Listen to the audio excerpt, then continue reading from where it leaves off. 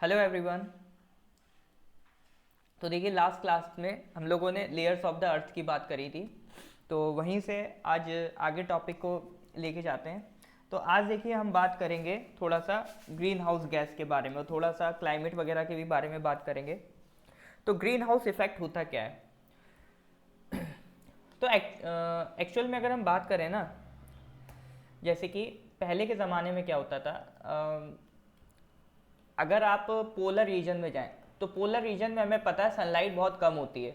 तो वहाँ पर सनलाइट कम होने की वजह से ठंडा टेम्परेचर ज़्यादा रहता है, और जितनी भी सनलाइट गिरती भी है तो वाइट सरफेस है, स्नो कैसी होती है, वाइट कलर की होती है, तो वो ज़्यादा से ज़्यादा लाइट को रिफ्लेक्ट बैक कर देती है।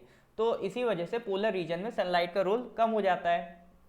लेकिन पोलर रीजन में अगर आपको प्लांटेशन करनी है तो फिर ये बहुत मुश्किल काम हो गया। तो इसी के लिए एक एक्सपेरिमेंट करा गया। एक घर लगाया, ठीक है, ग्लास का। ये घर किसका है? ग्लास का है। और इस घर के अंदर कुछ पौधे लगाए गए, कुछ प्लांटेशन करी गई, और इस घर के बाहर कुछ पौधे लगाए गए। ये घर किसका बना है? ग्लास का बना हुआ है, कांच का। तो कुछ टाइम बाद हम देखेंगे कि जो अंदर के पौधे हैं इस ग्लास के अंदर के, वो तो ग्रो कर जाएंगे, बट जो बाहर का पौधा है वो बिल्कुल साफ हो जाएगा। ठीक है, बाहर का पौधा इतना तेजी से ग्रो नहीं कर पाएगा जितना अंदर का पौधा ग्रो कर पाएगा। तो क्या डिफरेंस आ गया दोनों में? तो डिफरेंस ये आ गया कि ये ग्लास का रोल इसमें हमें देखने को मिलेगा। एक्चुअल में क्या हो रहा है कि जो भी सनलाइट आ रही है अर्थ पे, ठीक है, अर्थ पे जो सनलाइट आ रही है वो सनलाइट जब रिफ्लेक्ट होकर वापस जाने लगती है तो ये ग्लास क्या कर लेता है? उसे ट्रैप कर लेता है। अब ये सनलाइट वापस नहीं जा पा रही है। पहले तो सनलाइट गिरी, रिफ्लेक्ट बैक होके वापस चली आती थी, तो यहाँ के प्लांट्स को एनर्जी मिल ही नहीं पा रही है। लेकिन ये ग्लास क्या कर रहा है? ये सनलाइट को एंट्री तो दे रहा है, क्योंकि जब लाइट आती है तो वो आती है शॉर्ट वेव रेडिएशन, और जब निकल रही है सॉरी, जब आएगी तो लॉन्ग वेव रेडिएशन बन के आएगी, और जब निकल रही है तो शॉर्ट वेव रेडिएशन बन के जाएगी। कुल मिला के आप इतना समझ लीजिए, जब लाइट आती है तो वो इजीली क्रॉस कर पाती है ग्लास को और एटमॉस्फेयर को, गैसेस को। और लेकिन जब ये वापस जाएगी तो ये ग्लास में फंस जाएगी। अब इस ग्लास के पार ये लाइट जा नहीं पाएगी, तो इसीलिए ये लाइट अंडर ट्रैप हो गई। और ट्रैप हो गई तो ये एनर्जी कौन यूटिलाइज करेगा? ये प्लांट्स यूज करेंगे टू ग्रो। और इसी फेनोमिना को, इसी इफेक्ट को हम कहते हैं ग्रीन हाउस इफेक्ट। अब ये घर क्या कहलाएगा? ग्रीन हाउस, क्योंकि इसमें ग्रीनरी लग रही है, तो इसी को हम क्या कहते हैं? Green house. पहले तो ये समझिए ग्रीन हाउस है क्या। ये जो घर है इसी घर को हम क्या कहेंगे? Green house. यानी ग्रीन हाउस में हो क्या रहा है? लाइट आ तो रही है बट वापस नहीं जा पा रही है, ट्रैप हुई जा रही है। अब सेम चीज हमारे एटमॉस्फेयर में हो रहा है।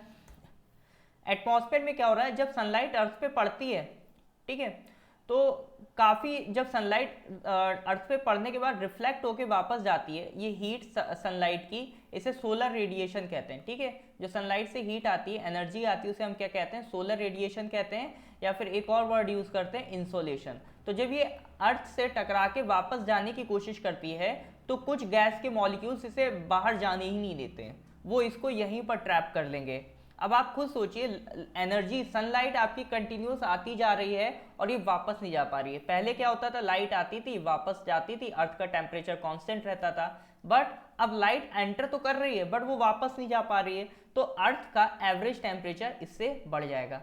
लाइट आ रही है, वापस नहीं जा रही है, ये ग्रीन हाउस की तरह बिहेव कर रहा है, तो इसे हम क्या कहेंगे? इसे कहेंगे हम ग्रीन हाउस इफेक्ट। और इसकी वजह से कॉन्सिक्वेंस क्या है इसका? इसकी वजह से इफेक्ट क्या हो रहा है? तो इफेक्ट हो रहा है इससे कि अर्थ का जो एवरेज टेम्परेचर है वो राइज कर रहा है, और उसी को हम क्या कहते हैं? Global warming. तो ग्लोबल वार्मिंग का मतलब क्लियर है, जो अर्थ का एवरेज टेम्परेचर राइज कर रहा है। क्यों? क्योंकि सनलाइट अर्थ पे पड़ रही है, और अर्थ पे पड़ने के बाद वो रिफ्लेक्ट बैक होके बाहर नहीं निकल पा रही। क्यों? क्योंकि कुछ मॉलिक्यूल्स हैं जो इसको ट्रैप कर लेंगे। सारे एयर मॉलिक्यूल्स नहीं, कुछ स्पेशल एयर मॉलिक्यूल्स हैं जो इसे ट्रैप कर लेंगे, लाइक CO2। CO2 लाइक जैसे CO2 हो गया, मीथेन हो गया, ओजोन हो गया, वाटर वेपर हो गया, ये कुछ ऐसे गैसेस हैं जो आपके सनलाइट को ट्रैप कर लेती हैं, और ये गैसेस कहलाती हैं ग्रीन हाउस गैस। ठीक है, इन गैस का नाम क्या है? Green house effect, green house gas. जैसे मीथेन है, CO2 है, आपका O3 है, वाटर वेपर है, तो ये सब आपका ग्रीन हाउस गैसेस में काउंट होती हैं। तो होमवर्क में आपको क्या करना है, आपको ये मेंशन करनी है कि what are the green houses gases we have. ठीक है, आपको कुछ ग्रीन हाउस गैसेस के नाम लिखने हैं कमेंट सेक्शन में। तो ये क्लियर है, सीधा सा फेनोमिना है, सनलाइट आती है, रिफ्लेक्ट होके वापस नहीं जा पाती, कुछ मॉलिक्यूल्स उसे ट्रैप कर लेते हैं। तो इस फेनोमेना को कहते हैं ग्रीन हाउस इफेक्ट। इसकी वजह से हो क्या रहा है, इसकी वजह से ग्लोबल वार्मिंग बढ़ रही है। कौन से मॉलिक्यूल्स उसे रोकते हैं, तो उन्हें कहते हैं ग्रीन हाउस गैस। तो ये पूरा इफेक्ट था ग्रीन हाउस इफेक्ट और ग्लोबल वार्मिंग का। अब नेक्स्ट चीज आती है प्रेशर सिस्टम ऑफ द अर्थ। तो देखिए प्रेशर सिस्टम से रिलेटेड हमने एक प्रॉपर एक अलग से लेक्चर बना रखा है, मैं उसका भी लिंक आपको भेज दूंगा, वो आप ज़रूर देख लें। वो लेकिन ऑप्शनल है, क्योंकि आपके एग्जाम में उससे रिलेटेड सवाल नहीं आएंगे, प्योरली वो थ्योरेटिकल पोर्शन है। बट फिर भी जो इंटरेस्टेड हैं, जो चीज़ों को समझना चाहते हैं, तो वो उस लेक्चर को विजिट कर सकते हैं, मैं उसका लिंक आपको भेज दूंगा। ठीक है, तो pressure system of the earth, simple सी बात है, प्रेशर होता क्या है, प्रेशर होता है आपका फोर्स अपॉन एरिया। तो पर यूनिट एरिया जो फोर्स लग रहा है, प्रेशर भी क्या एक तरीके का दबाव है। ठीक है, यानी अगर ये पूरा सरफेस है, इस पे जगह जगह पे फोर्सेस लग रहे हैं, और मेरे से कोई प्रेशर पूछ रहा है, मैं अगर पूछूं इतने पर इतने सेक्शन ऑफ एरिया पे कितना फोर्स लग रहा है, अगर मैं एरिया डिफाइन कर दूं कि इतने एरिया में कितना फोर्स लग रहा है, तो वो कहलाएगा आपका प्रेशर। ठीक है, तो प्रेशर क्या होता है, फोर्स अपॉन एरिया। बाकी प्रेशर की एसआई यूनिट पास्कल होती है, ये सब बातें हम फिजिक्स में, जनरल साइंस में करते हैं, वहां आपको मिल जाएगा। अब हमारे ज्योग्राफी में कौन सा प्रेशर काम आता है, वो आता है एटमॉस्फेरिक प्रेशर। ठीक है, क्या काम आता है, एटमॉस्फेरिक प्रेशर। एटमॉस्फेरिक प्रेशर का क्या मतलब है, जैसे ये कोई पर्सन है, अब इसके अराउंड क्या है, गैस मॉलिक्यूल्स हैं। ये गैस मॉलिक्यूल्स क्या करेंगे, ये गैस मॉलिक्यूल्स कोशिश करेंगे इस पर्सन पे कुछ फोर्स लगाने की, ये गैस मॉलिक्यूल्स इस पे कुछ फोर्स लगाएंगे, और पर यूनिट एरिया जो फोर्स लग रहा है उसको हम क्या कह रहे हैं, प्रेशर। तो ये गैस मॉलिक्यूल्स की वजह से ये पर्सन थोड़ा दबाव फील करेगा, तो यानी कि एटमॉस्फेयर इस पर्सन पे कोई प्रेशर लगा रहा है, तो उसी को हम क्या कह देंगे, उसी को हम कह देंगे एटमॉस्फेरिक प्रेशर। अब ये प्रेशर वेरी करता है लोकेशन टू लोकेशन। जैसे कि फॉर एग्जाम्पल अगर हम बात करें विंड की, सबसे पहले अगर हम बात करें विंड की, तो विंड होती क्या है, ठीक है, विंड होती क्या है। तो विंड से पहले एक चीज़ और मैं समझा दूं प्रेशर के बारे में। जैसे मान लीजिए यहाँ पर किसी इलाके में, जैसे इक्वेटर वाला एरिया ले लीजिए, इक्वेटर में गर्मी बहुत पड़ती है, तो जितना ज़्यादा गर्मी पड़ेगी तो यहाँ की एयर के जो मॉलिक्यूल्स हैं उतना ही ज़्यादा हीट अप हो जाएंगे, और जब मॉलिक्यूल्स हीट अप होंगे तो एक्सपैंड होंगे, उनका वेट हल्का हो जाएगा। तो ये हमेशा आप याद रखेंगे, जब भी हीट पड़ती है तो एयर मॉलिक्यूल्स क्या करेंगे, राइज करेंगे। ठीक है, ये एयर मॉलिक्यूल्स क्या कर रहे हैं, राइज कर रहे हैं। तो एयर मॉलिक्यूल्स अगर राइज करेंगे तो इस प्रोसेस को हम कहते हैं कन्वेक्शन। ठीक है, क्या कहते हैं, कन्वेक्शन। जब आपके एयर मॉलिक्यूल्स ऊपर हीट अप होके राइज कर रहे हैं, क्योंकि ये सर्टेन सेक्शन जो है आपका क्या हुआ, सनलाइट गिरी, सनलाइट गिरने के बाद जब रिफ्लेक्ट बैक हुई तो सबसे नियरेस्ट कौन से मॉलिक्यूल्स उसे मिले, जो ग्राउंड से जुड़े हुए थे, तो वो मॉलिक्यूल्स को हीट अप किया सनलाइट ने, और वो मॉलिक्यूल्स जब हीट अप हो जाएंगे तो ऊपर की तरफ राइज करेंगे, तो इसी प्रोसेस को हम कहते हैं कन्वेक्शन। और जब ये ऊपर राइज करेंगे तो इस इलाके को क्या कर देंगे, खाली कर देंगे, और ये मॉलिक्यूल्स कहाँ पहुँच जाएंगे, ऊपर साइड में पहुँच जाएंगे। तो जो मॉलिक्यूल्स पहले यहाँ पर कोई दबाव लगा रहे थे, एक प्रेशर लगा रहे थे, अब वो प्रेशर क्या हो जाएगा, कम हो जाएगा। तो यहाँ का प्रेशर कैसा हो गया, लो, और यहाँ पर मॉलिक्यूल्स पहले मौजूद थे और ज़्यादा मॉलिक्यूल्स पहुँच गए, तो यहाँ का प्रेशर हो गया हाई। तो हमेशा याद रखेंगे, अगर मॉलिक्यूल्स बढ़ा दिए जाएंगे तो उनका प्रेशर भी बढ़ जाएगा, मॉलिक्यूल्स कहीं से घटा दिए जाएंगे तो उनका प्रेशर भी घट जाएगा। तो ये तो हो गया आपका लो प्रेशर और हाई प्रेशर। अब लो प्रेशर हाई प्रेशर तो हमने बना दिया, लेकिन हर जगह गर्मी बराबर तो नहीं पड़ती। मान लीजिए ये इक्वेटर वाला पोर्शन था, गर्मी ज़्यादा पड़ रही है, बट यहाँ थोड़ा सा इक्वेटर से दूर जाएंगे तो यहाँ पर तो गर्मी ज़्यादा नहीं है, तो यहाँ पर आपको प्रेशर कंपैरेटिवली ज़्यादा मिलेगा, यहाँ पर प्रेशर क्या होगा, ज़्यादा होगा। अब कोई भी चीज़, जैसे वाटर ले लीजिए, वो कैसे फ्लो करता है, ऊंची हाइट से कम हाइट की तरफ फ्लो करेगा। तो सेम आपका जो ये एयर मॉलिक्यूल्स हैं इनका प्रेशर ज़्यादा है, ठीक है। ग्राउंड पे होने की वजह से ये क्या देखेंगे कि भाई यहाँ पर प्रेशर ज़्यादा हो रहा है, अपने पड़ोस में प्रेशर कम दिख रहा है, मुझे ये इलाका खाली दिख रहा है, क्यों ना हम इधर चले हैं। तो ये एयर मॉलिक्यूल्स कहाँ से कहाँ जाएंगे, हाई टू लो, ठीक है। यही एयर मॉलिक्यूल्स आपका कहाँ से कहाँ जाएंगे, हाई टू लो। हमेशा याद रखिएगा एयर मॉलिक्यूल्स हॉरिजॉन्टल में मूव करेंगे हाई टू लो।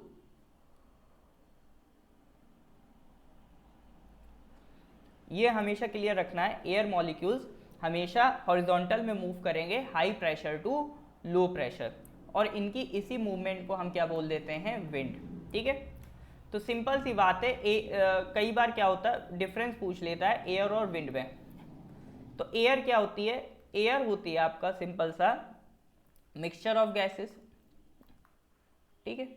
एयर क्या है, air is a mixture of gases. और विंड क्या है, विंड है आपका जो हॉरिजॉन्टल मूवमेंट हो रही है एयर की, ठीक है। तो जो हॉरिजॉन्टल मूवमेंट ऑफ एयर आपको देखने को मिल रही है उसे हम क्या कहेंगे, उसे हम कहेंगे विंड। एयर क्या है, मिक्सचर ऑफ गैसेस, विंड क्या है, हॉरिजॉन्टल मूवमेंट ऑफ एयर। तो ये डिफरेंस क्लियर रखना है, जो भी हॉरिजॉन्टल मूवमेंट ऑफ एयर होता है उसे हम क्या कहते हैं, उसे हम कहते हैं विंड। तो अब आगे देखते हैं। तो ये डायग्राम थोड़ा सा याद रखना है, इसकी पूरी एक्सप्लेनेशन मैंने उस ऑप्शनल वीडियो में दे रखी है, क्योंकि आपके काम की क्या है, विंड्स हैं, टाइप्स ऑफ विंड्स। हमें क्या पढ़नी है आगे ये टाइप्स ऑफ विंड्स पढ़नी है। तो एक तो होती है प्लैनेटरी विंड्स, फिर आपके आगे मिलेंगी पीरियोडिक, और कुछ होती हैं लोकल विंड्स। तो 3 तरह की विंड्स हमें पढ़नी है, ठीक है। ये सारा आपको उसी ऑप्शनल वीडियो में समझा दिया जाएगा, इसका इफेक्ट क्या होता है।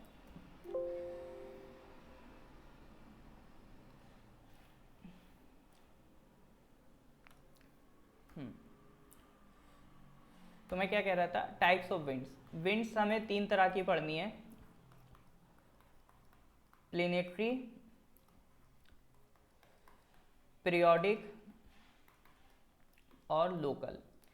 प्लैनेटरी विंड्स ये परमानेंट होती हैं, ये हमेशा चलती रहती हैं। पीरियोडिक जो चेंज होता रहता है, कभी डायरेक्शन जिनका चेंज होता रहे, कभी लैंड टू सी, कभी सी टू लैंड, कभी माउंटेन टू वैली, कभी वैली टू माउंटेन, तो वो होती हैं आपकी पीरियोडिक।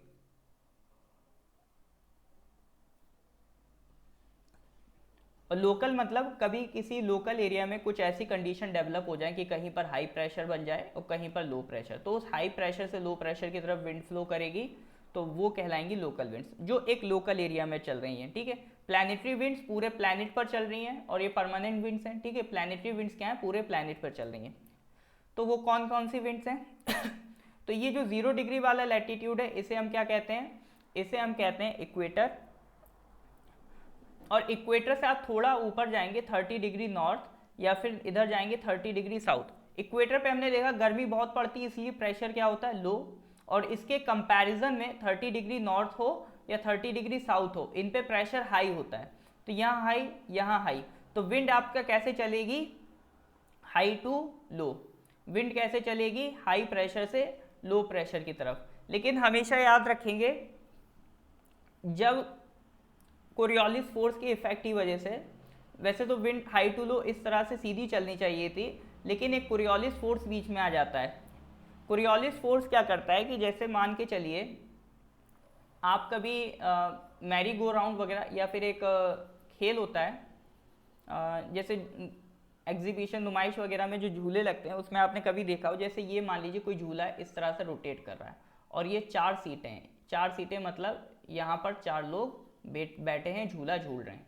अगर ये पर्सन सीधे बॉल पास करेगा, ठीक है, अगर ये पर्सन सीधे बॉल पास करेगा, फुटबॉल मान लीजिए, तो क्या ये इसके पास जाएगी, सीधे जानी तो इसके पास चाहिए थी, लेकिन ये बॉल क्या होगी, डिफ्लेक्ट हो जाएगी, कुछ इधर मुड़ जाएगी, ठीक है। तो यही कोरियोलिस फोर्स का इफेक्ट होता है कि अर्थ की अगर हम बात करें, यही चीज़ अर्थ पे देखें, तो अर्थ पे कोई भी चीज़ सीधी चलती तब अगर अर्थ रुकी होती, लेकिन अर्थ तो खुद रोटेट कर रही है वेस्ट टू ईस्ट, तो उसकी रोटेट का भी तो इम्पैक्ट पड़ेगा ना। उसकी रोटेशन का इम्पैक्ट पड़ेगा। तो वो इम्पैक्ट हमें कहाँ मिलता है, वो मिलता है हमें विंड की डायरेक्शन में।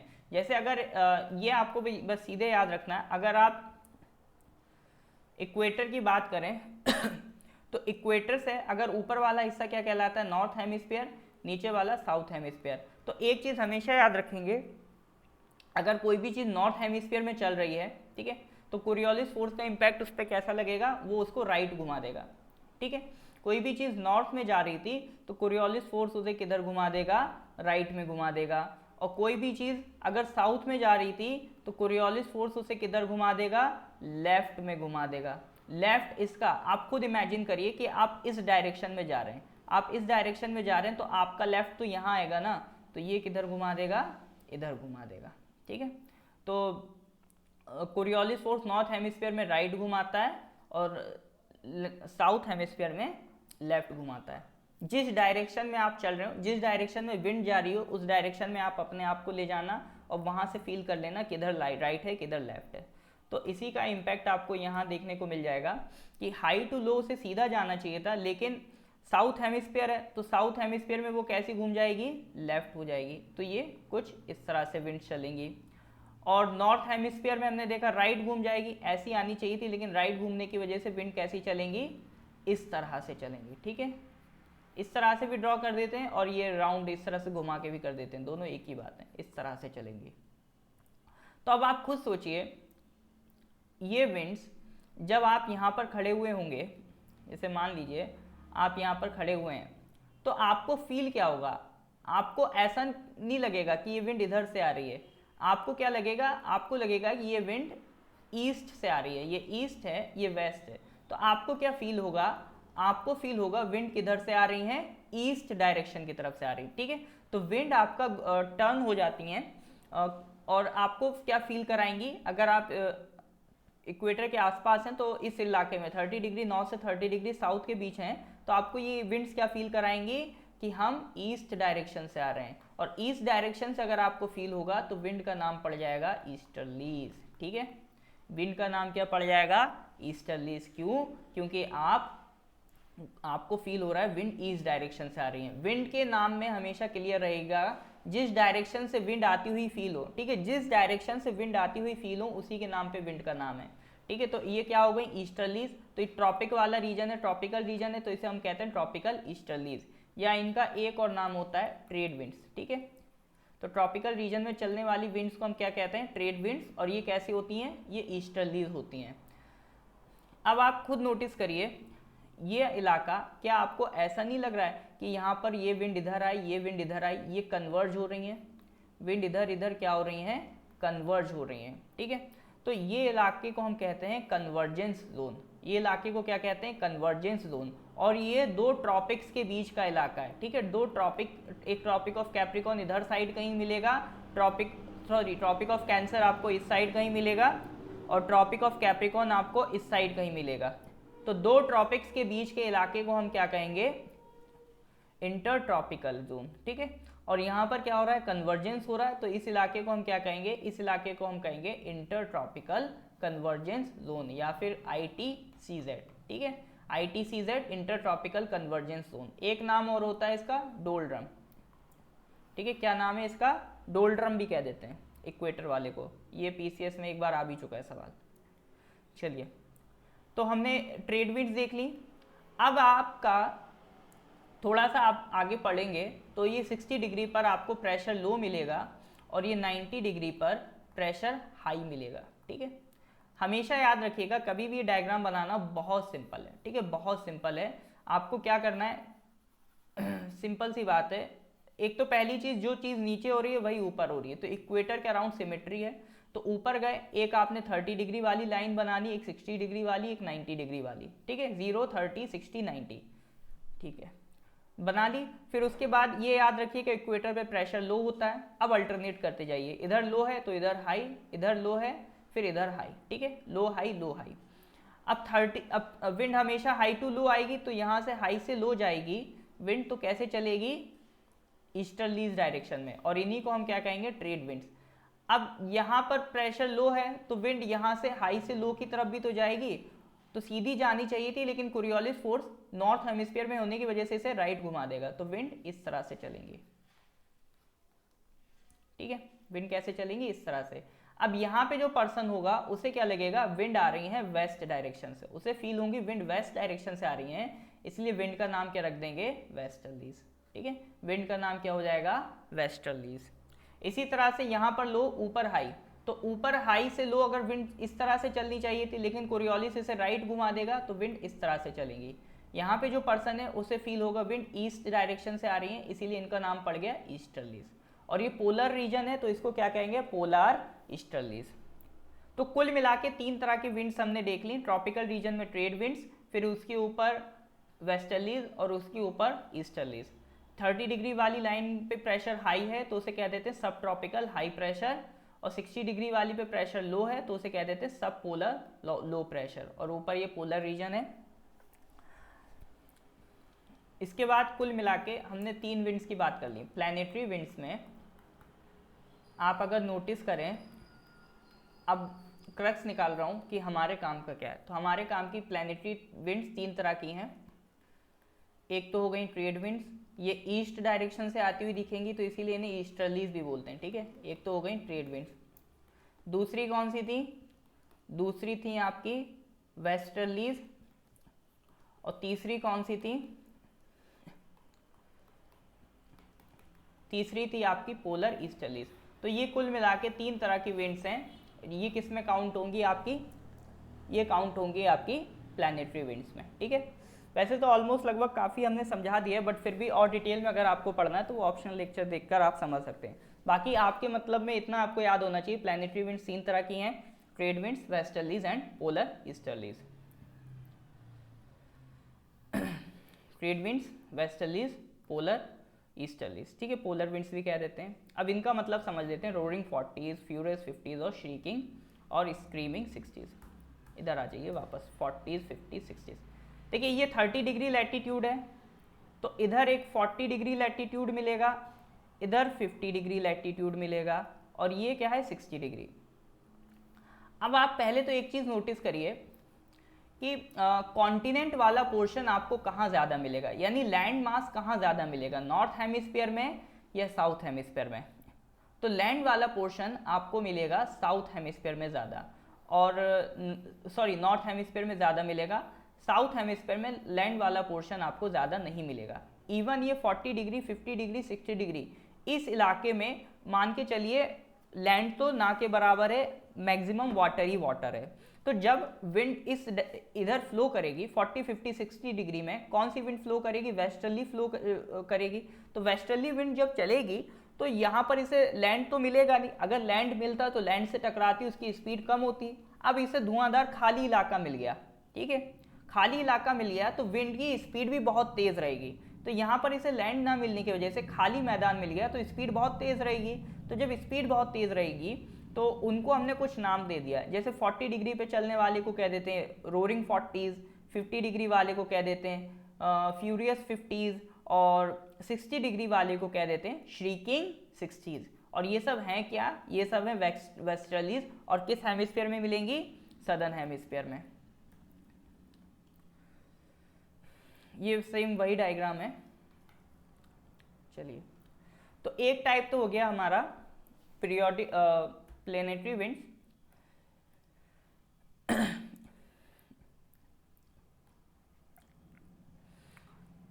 इसके बाद नेक्स्ट आता है हमारा sorry periodic winds. Periodic winds में क्या हो रहा है, पीरियोडिक विंड्स में सीधी सी कहानी है, जैसे मान लीजिए आपने दिन वाला पोर्शन दिया है, एक साइड लैंड है, एक साइड आपका सी है, ठीक है, एक साइड लैंड है, एक साइड सी है। तो देखिए एक बात हमेशा याद रखिएगा, लैंड वाला पोर्शन जल्दी गर्म होता है, जल्दी ठंडा होता है, और जो सी वाला पोर्शन है वो देर से गर्म होता है और देर से ठंडा होता है। तो दिन के टाइम में जब सनलाइट आएगी तो जो लैंड वाला पोर्शन है वो जल्दी गर्म हो जाएगा, और अभी सी को टाइम लगेगा। तो कंपैरेटिवली गर्म कौन है, लैंड वाला पोर्शन है। तो ये वाला पोर्शन गर्म है तो यहाँ की एयर ऊपर राइज करेगी। एयर कहाँ की राइज करती, जहाँ का आप कह सकते हैं टेम्परेचर ज़्यादा हो, तो यहाँ की एयर राइज करेगी, तो यहाँ क्या छोड़ देगी, खाली प्रेशर। तो यहाँ हो जाएगा लो प्रेशर, और इसकी कंपैरिजन में यहाँ पर प्रेशर कैसा होगा, हाई, क्योंकि यहाँ का तो टेम्परेचर नहीं बढ़ा है सॉरी। तो यहाँ पर लो, यहाँ पर हाई, तो हमेशा विंड कैसे फ्लो करेगी, हाई से लो। अब सी कैसा है, ठंडा है, तो यहाँ से कैसी विंड आएगी, ठंडी विंड आएगी। और ब्रीज हमेशा याद रखेंगे, ब्रीज का मतलब होता है कोल्ड विंड, ठीक है। ब्रीज किसको कहते हैं, ब्रीज हमेशा कहते हैं कोल्ड विंड को। और ये विंड कहाँ से चल के आ रही है, सी से चल के आ रही है। तो विंड के बारे में हमेशा क्लियर है, जिस जहाँ से आती है उसी के नाम पे उसका नाम पड़ जाता है तो ये सी से आ रही है, तो इसका नाम क्या पड़ गया, इसका नाम पड़ गया सी ब्रीज। तो सी से आने की वजह से इसका नाम पड़ जाएगा सी ब्रीज। इसी तरह से अगर रात की बात करें, तो रात को आपका लैंड का पोर्शन जो जल्दी गर्म हुआ तो वो जल्दी ठंडा भी हो जाएगा, सनलाइट जाती है ठंडा हो गया। लेकिन जो इसने गर्मी भर रखी थी दिन भर, तो इसकी वजह से अब सी कैसा हो गया, वार्म हो गया। अब इसे ठंडा होने में पूरी रात लगेगी, तो रात के टाइम में गर्म कौन ज़्यादा है, सी।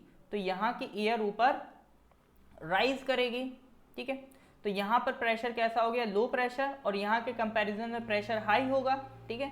तो यहाँ लो, तो यहाँ हाई। अब विंड कैसे फ्लो करेगी, हाई से लो। तो अगर आप सी में बैठे होंगे तो आपको फील होगा विंड कहाँ से आ रही है, लैंड से आ रही है। और कैसी विंड है, ठंडी विंड है। तो ठंडी है तो ब्रीज कहेंगे, कहाँ से आ रही, लैंड से, तो क्या कहेंगे, लैंड ब्रीज, ठीक है। तो लैंड ब्रीज, सी ब्रीज, ये कैसी विंड्स हैं, ये पीरियोडिक विंड्स हैं, तो ये क्लियर करिएगा। अब इसके अलावा कुछ लोकल विंड्स होता है जो depending on local factors develop हो जाती हैं। तो कुछ लोकल विंड्स के नाम हैं वो यहाँ मेंशन है, इसको आप एक बार पढ़ लेंगे। इसमें से अपना इंडिया में कौन सी लोकल विंड चलती है वो याद रखना, लू। इंडिया में, नॉर्थ इंडिया में आपको लोकल विंड मिलेगी लू। इसी तरह से पूरी दुनिया में अलग अलग जगह अलग अलग हमें लोकल विंड्स मिलती हैं, तो उनके नाम आप एक बार दे सकते हैं। चिनूक इंपॉर्टेंट है, Rocky mountain in north America, ठीक है, इधर चलती है। बाकी एक बार आप बस देख लिएगा, बहुत इंपॉर्टेंट नहीं है, मेन इंडिया वाली याद रखिए, लू, ठीक है। चलिए, इसके बाद एक हमारा लास्ट टॉपिक है साइक्लोन। तो साइक्लोन का मतलब समझ लेते हैं कि साइक्लोन होता क्या है। अब देखिए कई बार क्या होता है, जैसे इंडिया की कोस्ट में बहुत ज़्यादा, मान लीजिए जैसे आप जनरली साइक्लोन आपने सुने होंगे तो ये सितंबर अक्टूबर के टाइम सुने होंगे। क्यों? क्योंकि इस टाइम आपकी गर्मी पड़ चुकी होती है, और हमने क्या देखा है, जो ओशन है उसे टाइम लगता है गर्म होने में, तो पूरी गर्मी लगा देता है वो गर्म होने में। तो जब गर्मी निकल जाती है तो ओशन तो अब काफ़ी गर्म हो गया और लैंड आपका ठंडा हो गया। तो ओशन पे आपका क्या डेवलप हो जाएगा, ओशन पे टेम्परेचर ज़्यादा बढ़ गया, पूरी गर्मी लग गई इसको अपना टेम्परेचर बढ़ाने में। तो जब इसका टेम्परेचर ज़्यादा बढ़ गया तो एयर ऊपर राइज करेगी, और यहाँ क्या क्रिएट कर देगी, यहाँ क्रिएट कर देगी लो प्रेशर, ठीक है। और इसके आसपास जहाँ भी हाई प्रेशर होगा वहाँ से विंड क्या होगी, इधर फ्लो होके आएगी। विंड तो हमेशा हाई से लो चलती है, तो विंड की कोशिश क्या करेगी, रहेगी, विंड कोशिश करेगी हम हाई से लो चलें, ठीक है। तो नॉर्थ हेमिस्फीयर की हम बात कर रहे हैं, तो नॉर्थ हेमिस्फीयर की अगर हम बात करें तो विंड कैसे चलना चाहिए नॉर्थ हेमिस्फीयर में। जैसे मान लीजिए ये लो प्रेशर है, इस लो प्रेशर को कैप्चर करने के लिए अलग अलग डायरेक्शन से विंड आ रही हैं, ठीक है, अलग अलग डायरेक्शन से विंड आ रही हैं। अब मेरे को इसमें एक चीज़ आपको ये समझानी है कि ये मूव कैसे करेगा, आप खुद इमेजिन करके बताइएगा। ये कुछ इस तरह से इस लो प्रेशर को फिल करने के लिए विंड आएगी। अब चूंकि ये कौन सा हेमिस्फीयर है, नॉर्थ हेमिस्फीयर, तो नॉर्थ हेमिस्फीयर में विंड कैसा मूव करेगी, विंड आपका राइट इधर डिफ्लेक्ट हो जाएगी, ठीक है। नॉर्थ हेमिस्फीयर में विंड किधर डिफ्लेक्ट हो गई, इस तरह से डिफ्लेक्ट हो गई, ठीक है, ये इस तरह से डिफ्लेक्ट हो गई, ये आपका विंड डिफ्लेक्ट हो गई। तो एक्चुअल में ये ब्लू वाली विंड आपको इंपैक्ट देंगी। तो अब ये रेड वाली हम इरेज कर देते हैं,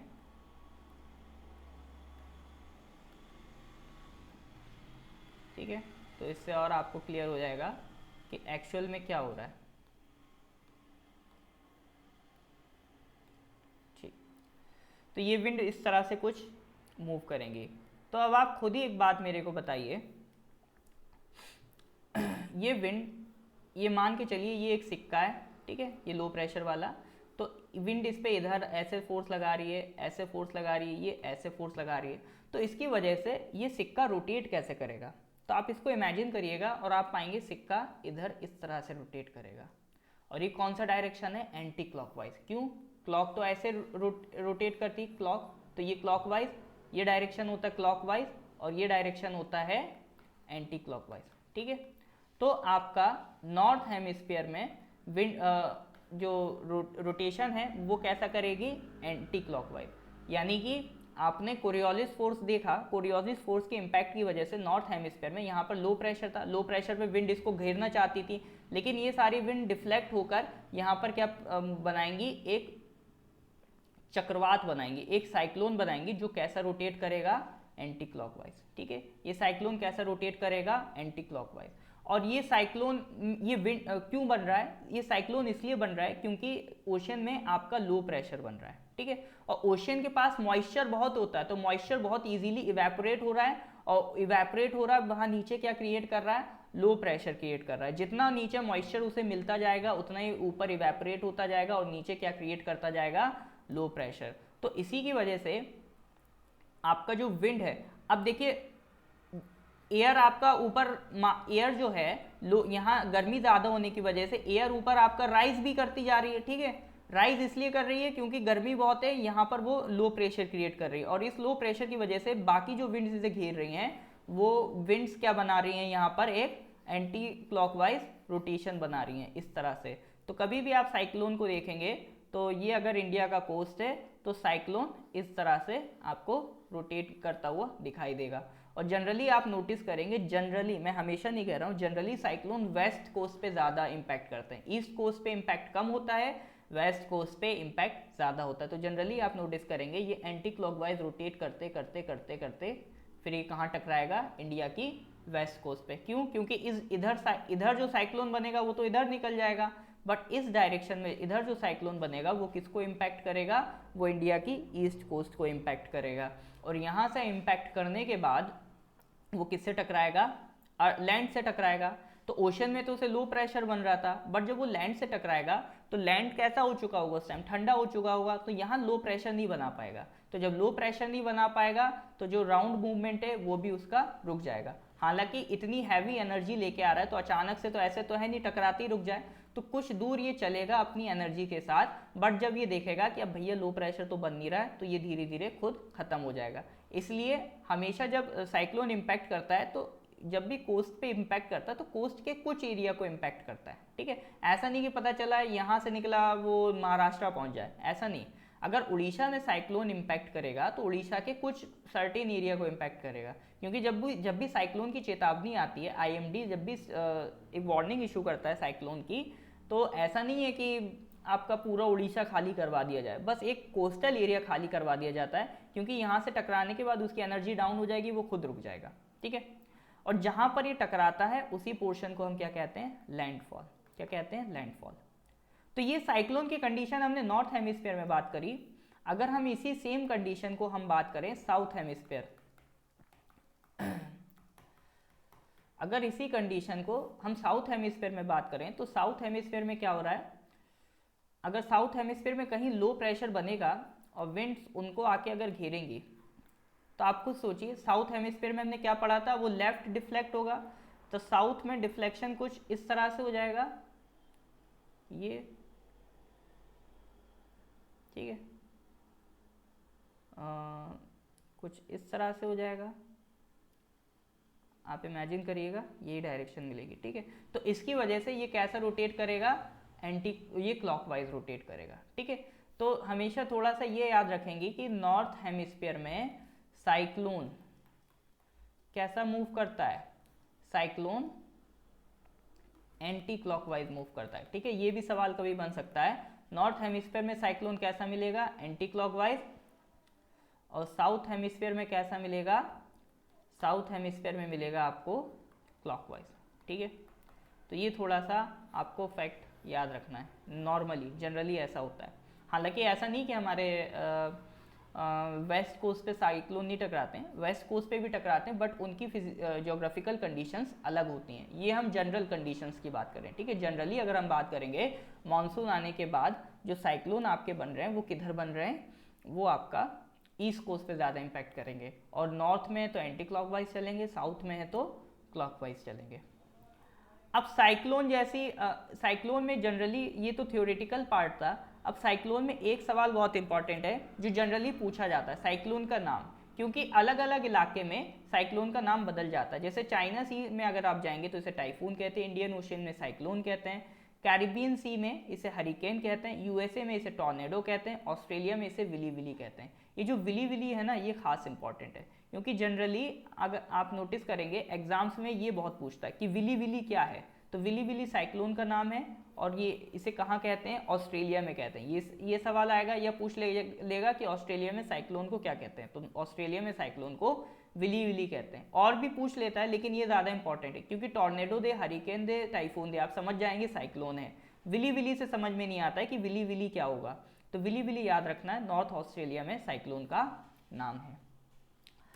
अब इसके बाद साइक्लोन के बेसिस पे ये एंटी साइक्लोन बना दिया गया, यानी अगर नीचे लो प्रेशर बन रहा है तो ऊपर क्या बन रहा होगा, हाई, क्योंकि विंड तो ऊपर ही जा रही है, तो ये साइक्लोन की कंडीशन है। और कभी उल्टी कंडीशन बन जाए कि जैसे नीचे हाई बन रहा हो और ऊपर लो बन रहा हो, यानी कभी ऐसी कंडीशन हो कि ऊपर की एयर नीचे सिंक होके आने लगे। ऐसा नहीं है एयर हमेशा ऊपर राइज करती है, अगर टेम्परेचर बढ़ेगा तो एयर राइज करेगी, ठीक है, ये हमेशा याद रखिएगा। और अगर टेम्परेचर घटेगा, जैसे पोलर रीजन्स वगैरह हैं, तो वहाँ एयर क्या करेगी, सिंक करेगी, तो ये नीचे एयर बैठेगी, तो यहाँ खाली इलाका बनेगा, यहाँ लो बनेगा, और यहाँ क्या बनेगा, हाई। तो इसकी की जस्ट उल्टी कंडीशन क्या होती है, एंटी साइक्लोन। हालांकि एंटी साइक्लोन हमें इम्पैक्ट नहीं करते हैं, क्योंकि ये तो ऊपर तबाही मचाएंगे, ऊपर से हमें क्या लेना देना, हमें इम्पैक्ट कौन करता है, साइक्लोन इम्पैक्ट करते हैं। बट अगर इसी की उल्टी कंडीशन बन जाए तो उसे क्या कहेंगे, उसे कहेंगे एंटी साइक्लोन। तो ये आपका पूरा वर्ल्ड ज्योग्राफी का पोर्शन था। इसके क्विजेज आप रेगुलर लगाते रहेंगे, इसके नोट्स जो भी इंपॉर्टेंट पोर्शन है वो आप रिवाइज करते रहेंगे। बाकी नेक्स्ट लेक्चर में आपका इंडियन ज्योग्राफी स्टार्ट हो जाएगा, तो इसमें आपको मेन चीज़ें यही ध्यान रखनी कि बार बार इसको रिकॉल करें, तभी ये चीज़ें दिमाग में बैठेंगी। बाकी जो प्रेशर सिस्टम वाला है वो ऑप्शनल है, उसको मैं अलग से लिंक भेज दूंगा, आप वो देख सकते हैं। नहीं भी देखना तो चलेगा, ठीक है। इतना मैंने आपका कवर कर दिया जिसमें आपका एग्जाम से रिलेटेड इंपॉर्टेंट बातें कवर हो गई हैं। तो नोट्स रेगुलर बनाइए, रिवीजन करते रहिए, चीज़ों को रिकॉल करते रहिए, ठीक है, और अपने आप को इंगेज रखिए, क्योंकि आप जितना ज़्यादा अपने आप को इंगेज रखेंगे उतना आप पॉजिटिव बन के रह पाएंगे, ठीक है। तो चलिए बाकी की बातें नेक्स्ट क्लास में, इस लेक्चर को यहीं पर ख़त्म करते हैं। Thank you.